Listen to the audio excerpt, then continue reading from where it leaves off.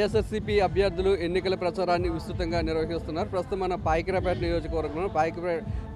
నియోజకవర్గంలో వైఎస్ఆర్సీపీ అభ్యర్థి చేస్తున్న ప్రచారానికి ఎలాంటి మద్దతు లభిస్తుందనే విషయాలు మనతో మాట్లాడడానికి కంబాల్ జోగులతో పాటు చిక్కాల రామారావు గారు కూడా ఉన్నారు. సార్ చెప్పండి సార్, మీరు చేస్తున్న ప్రచారానికి ప్రజల నుండి ఎటువంటి స్పందన లభిస్తుంది? గ్రామాల్లోకి వెళ్తూ వైఎస్ఆర్ పార్టీ అభ్యర్థిగా మేము వెళ్ళేటప్పుడు జనం చాలా సంతోషంగా ఉండి ఘనస్వాగతం పలికి హారతలు పెట్టి బొట్లు పెట్టి జగన్మోహన్ రెడ్డి పరిపాలన చాలా బాగుంది బాబు, మేము చాలా సంతోషంగా ఉన్నాము. ముఖ్యంగా వారు పిల్లలు మా చదువులు ఆయన చదివిస్తున్నారు, అలాగే మా ఆరోగ్యం పట్ల మొత్తం వారే చూసుకుంటున్నారు, అలాగే సంక్షేమ పథకాలు అన్నీ బాగున్నాయి, పరిపాలన బాగుంది. ఇలాంటి పరిపాలన ఇంతవరకు ఎవరు చేయలేదు. కాబట్టి జగన్మోహన్ రెడ్డి గారు మేమే ఓటేస్తాం, మీరు రాకపోయినా మేము ఓటేస్తాం అని చెప్పే విధంగా ప్రజలు ఉన్నారు. సార్ చెప్పండి సార్, ఇప్పుడు కూటమి నేతలంతా ఒకవైపు ఉన్నారు, జగన్మోహన్ రెడ్డి ఒకవైపు ఉన్నారు. అంటే కూటమి ఏమైనా పోటీ వస్తుంది అనుకుంటున్నారా? జగన్మోహన్ రెడ్డి జగన్ గారికి అయితే ఏ కూటమి పోటీ కాదు, జగన్ గారే పోటీ తప్ప.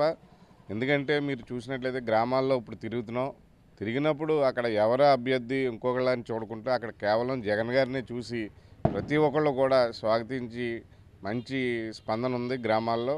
మరీ ముఖ్యంగా మహిళల్లో మేమే వేస్తాం మీకు ఎందుకు తిరుగుతున్నారన్న ఆ స్పందన కూడా మహిళల్లో ఉంది.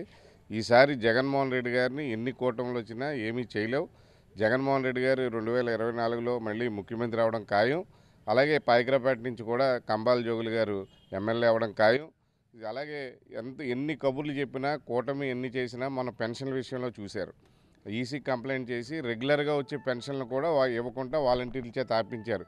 ఆఫీసులు తిరిగి కొంతమంది ముసలోళ్ళు కూడా చనిపోవడం జరిగింది. అలాగే అన్ని రకాలు కూడా ఇటు వ్యవసాయానికి ఇన్పుట్ సబ్సిడీ కానీ ఇవన్నీ కూడా ఆపడం జరిగింది.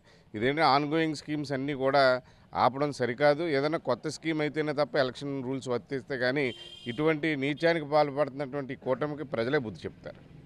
సార్, మొన్న పాయకరాపేటలో జరిగిన సీఎం వైఎస్ జగన్మోహన్ రెడ్డి సభ కానీ మీరు ప్రచారానికి వెళ్తున్న సందర్భంలో ప్రజలను వస్తున్న స్పందన కానీ చూస్తే ఏమనిపిస్తుంది సార్ రాష్ట్ర స్థాయిలో కానీ పాయకరాపేటలో? రాష్ట్రంలో జగన్మోహన్ రెడ్డి గారు అన్నట్టు వైనాట్ 175 అన్నట్టుగానే ప్రజల్లో ఉంది.